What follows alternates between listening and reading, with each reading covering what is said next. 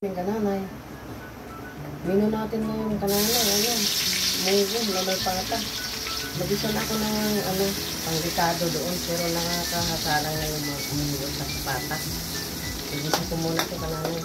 Mamaya, nilagay natin doon sa nakalaga na na pata at saka munggo.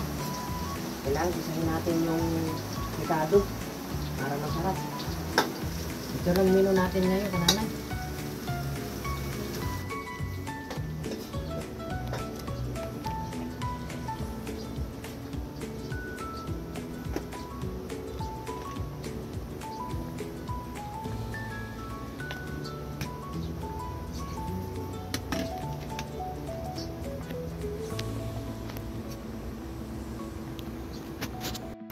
Kakala ko kanana itong tindang munggo. Di-deliver na ito kasama ko. Yan, dami na kasi nag-order kanana eh.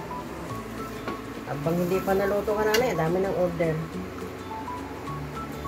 Thank you naman sa Panginoon. Salamat sa Diyos.